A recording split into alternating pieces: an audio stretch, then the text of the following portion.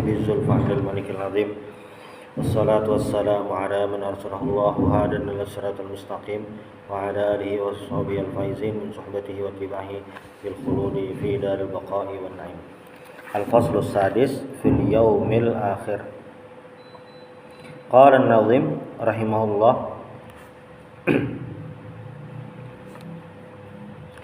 إيماننا بيوم آخر وجب وكل ما كان به من العجب.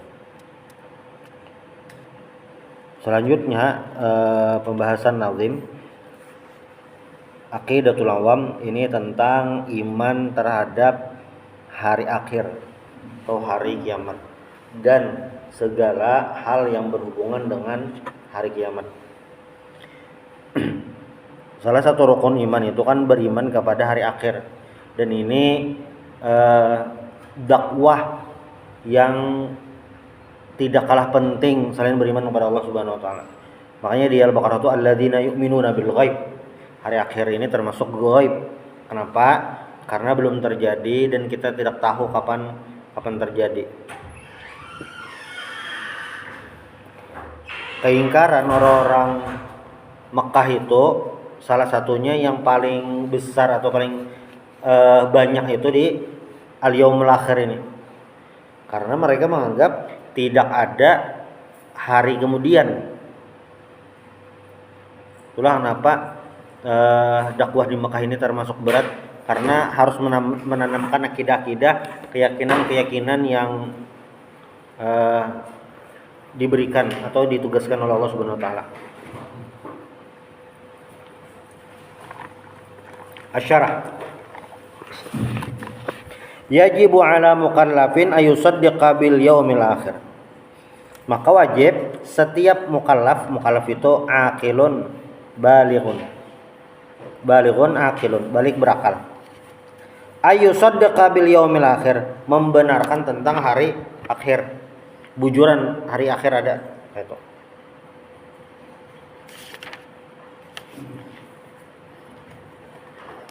Qala ta'ala walakinnal birra man amana billahi wal yaumil akhir.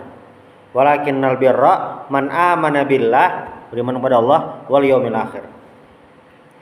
Wa bimashtama alaihi wa min zalika ma yali. Jadi beriman pada hari akhir dan semuanya berhubungan dengan hari akhir. Apa itu? Yang pertama al-barzakh.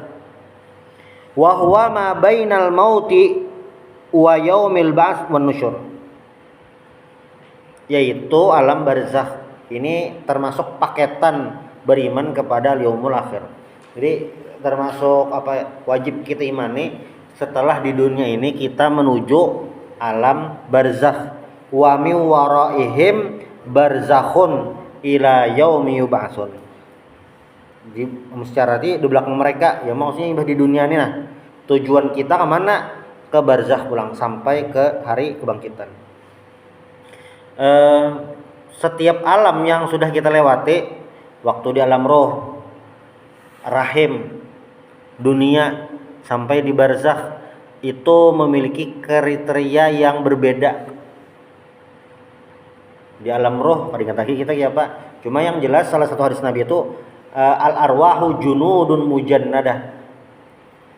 Ruh itu saling bertaut. Jadi bilanya di dunia itu akrab atau di alam roh pernah tetamu.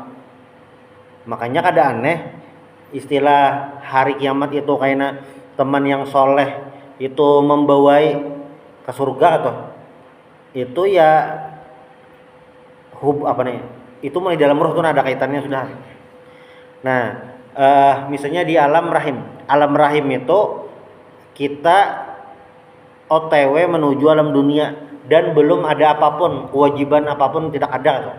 Di alam rahim itu yang pasti adalah MOU dengan siapa? Dengan Allah Subhanahu wa taala yang diwakili malaikat mengenai nasib kita selama di dunia. Ngaran siapa, lahir siapa gitu. Kayaknya di dunia kayak apa, gawiannya apa. Nah, itu kan di alam rahim itu sudah ada tuh. Lalu di dunia. Nah, ini kita di dunia, dan di dunia ini adalah ad-dunya mazra'atul akhirah.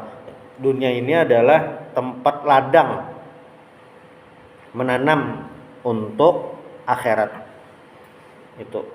Nah, di dunia ini amal ibadah apapun itu diperintah dan mendapatkan sawab, pahala, ganjaran. Berbeda di alam barzakh. Di alam barzakh itu aktivitas ibadah, aktivitas perbuatan maksiat sudah selesai. Kada ada lagi. Habis dah kisahnya. Lalu Bang, apa yang ada di alam barzakh itu? Di alam barzakh ini adalah baina dunya wa baina al-akhirah. Mantara. Makanya dalam hadis Nabi itu idza mata ibnu adam inqata amaluh. Apabila meninggal amalnya sudah terputus.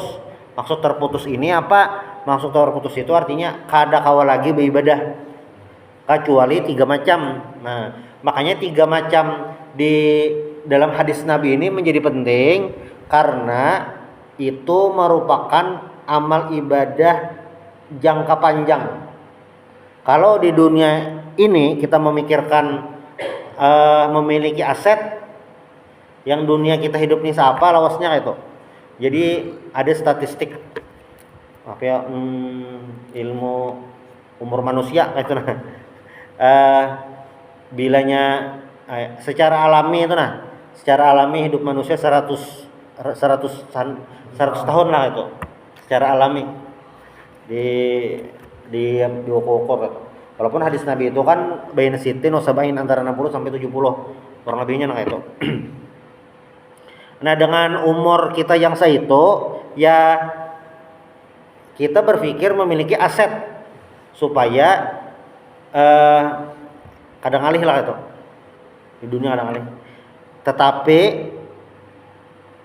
aset yang seharusnya kita miliki adalah aset yang bertahan di alam barzakh dan sampai kena ke akhirat jangka panjang. Jadi seorang muslim itu sepasti visioner karena hidupnya itu bukan hanya untuk dunia tapi juga akhirat. Jadi bila ada orang sibuk memikirkan dunia aja, akhirat kada ingat.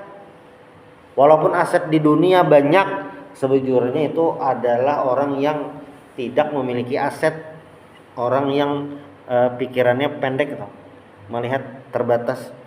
Nah, dan yang 3 amal ibadah itu kada main-main kan. Sedekah jariyah, ilmin yuntafa'u bihi, lalu waladun saleh yad'u lahu. Yang pertama sedekah jariyah. Sedekah jariyah ini sedekah yang terus menerus. Salah satunya lah tanah wakaf. Kenapa jadi wakaf tanah? Itu pahalanya ganal benar dan perjuangannya ganal itu. Kita bisi tanah tuh kawa jadi aset, kawa dapat hujungan, sakanya diwakafakan, makanya pahalanya banyak. Wasiat Bang, kan wasiat tuh kayak ini nah. Wasiat itu dilaksanakan ketika sudah meninggal. Misalnya kayak ini, bilanya aku meninggal naklah tanah nang di belakang tuh nah, itu ku wakapakan gasan pesantren tapi bentuknya wasiat. Ganal mana pahala bewakaf masih hidup atau bewakaf dalam bentuk wasiat alias sudah meninggal. Jelas ganal pahala bewakaf masih hidup, apalagi sehat-sehatnya. Namun para meninggal itu yang dimikirkan harta lagi dah. Nah itu ada bapak wasiat itu kan ada pahalanya lah, ada aja. Cuma kan bilanya hendak yang maksimal ya waktu hidup tadi. Dan bentuk wakaf itu hari ini banyak macam-macamnya. Ada yang bentuknya satuan rancak, misalnya memasang galam, 1 galam harganya. Ada yang kayak itu banyak bentuknya. Jadi kada perlu duit banyak 10 juta nyerah wakaf lah, kada. Soalnya banyak bentuk-bentuknya. Bilangnya apalagi bentuknya yang misalnya semeter harga tanah diwakafkan semeter ini harganya. Nah, iya juga. Ganal ke halus amun yang ngarannya wakaf itu ada hitungannya. Itu alam barzakh. Itu yang pertama, tuh wajib diimani. Dan barzakh ini terhubung, makanya rancak kita di doa itu raudhatun min riyadil jannah. Allahumma ij'al quburahum raudhatan min riyadil jannah wa la taj'al quburahum hufratan min hufarin niran. Ya Allah, jadikanlah kubur mereka itu raudhatun min riyadil jannah, taman kayak taman surga. Jangan jadikan hufrah. Hufrah itu lubang. Kayak hufratan min hufarin niran, kayak lubang neraka, karena neraka tuh ke bawah. Jadi di alam barzakh ini yang masih mantara, kawa dikirimi pahala, kawa dapat dosa, masih dosa jariah. Makanya bilanya menggawi pahala, misalnya ada dua kemungkinan, ini kawa bertahan lawas, ini sekali habis gesen bertahan lawas. Contohnya kayak apa gerang? Contohnya mungkin ada pertemuan sebelumnya kita bahas. Misalnya ada duit 5 juta kita. 5 juta itu 5 juta. Itu bilanya kita sedekahkan bagi gesan orang makanan berpahala lah. Berpahala. Banyak lah pahalanya. Banyak ya. Kayak hadis Nabi kan it'amut ta'am, afsyus salam wa at'imut ta'am. Memang ada hadisnya. Cuma bilanya ada orang 5 juta itu dimaksimalkannya, bukan gasan sesuatu yang konsumtif, tapi gasan yang produktif. Apa produktifnya misalnya? Atau contohnya ada kanakan yang ada mampu sekolah, baju seragamnya buruk benar, ditorakan bajunya, SPP-nya dibayar ya kan gitu. Bayar, makanya SPP ada bayar di sekolah negeri. Bayar yang lain misalnya, sampai inya tuntung sekolah misalnya, ada banyak ada membar itu kayak apa. Nah itu yang bentuknya duitnya tadi, efeknya jangka panjang, itu lebih bernilai dibanding yang sekali habis. Jadi apapun yang jenisnya sedekah jariyah yang bertahan lawas, itu yang panjang. Jadi aset walaupun kada beribadah, pahalanya tetap jalan. Lalu yang kedua, ilmu yuntafa'u bihi, ilmu bermanfaat. Ilmu bermanfaat ini banyak bentuknya. Segala ilmu yang arahnya kebaikan itu bermanfaat. Termasuk yang paling sederhana, kita melajari orang di rumah, anak cucu keponakan, bacaan sembahyang, surah-surah pendek, itu bagian daripada ilmin yuntafa'u bihi. Kada perlu jadi guru, menjadi guru tuh banyak dah tuh. Ya maksudnya semua orang bisa mendapatkan ilmin yuntafa'u bihi. Lalu yang ketiga, waladun saleh yad'u lahu, anak saleh yang mendoakan. Ya. Sekarang ini kan banyak kita menyumbang itu melalui online. Dan beberapa bulan yang lalu itu, mungkin dari setahun sebelumnya, itu kita saya termasuk yang suka nyumbang melalui online gitu kan. Lalu ternyata organisasinya itu diselewengkan uangnya. Terus bagaimana dengan apa yang kita sudah sumbangkan? Apakah itu tetap sampai atau bagaimana? Yang pertama dulu, ketika kita menyumbang itu kan ada ngarannya husnuzon. Husnuzon itu sangka baik. Nah, itu sudah ada nilainya. Yang pertama.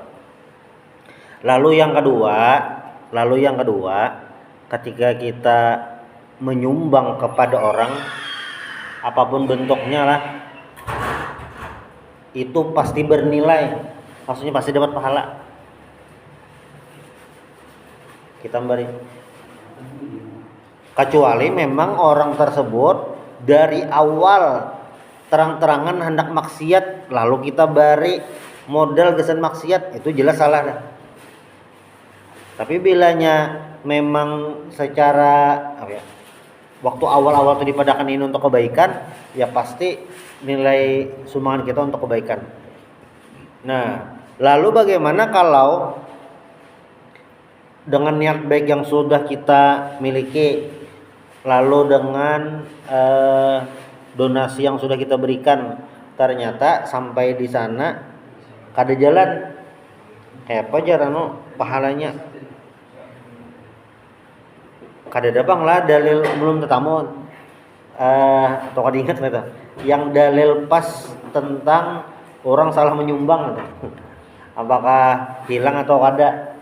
Cuma ini niat baik kita lawan sumbangan yang sudah kita bari itu pahalanya ada haja gitu.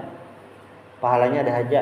Paling kadang pahala husnudzon. Nah, paling kena dudi gitu. Selanjutnya kita harus lebih selektif ketika ingin memberikan sumbangan, supaya bujur-bujur sampai. Lalu yang kedua, dasar bujur-bujur bermanfaat. Cuma yang jelas bilanya kita tersalah bari lawan orang, asalnya anak nang ini sakanya membari tak kasih ini, kayak apa tetap pahala lah, ya tetap dapat pahala. Kita tuh membari si A kar sakanya tuh julung kasih B, kayak apakah tetap dapat pahala lah, tetap dapat pahala. Walaupun si B ini misalnya secara kriteria itu kada masuk yang memerlukan, tapi tetap dapat pahala, kada ada masalah kan? Kada ada masalah. Nah, itulah kenapa jadi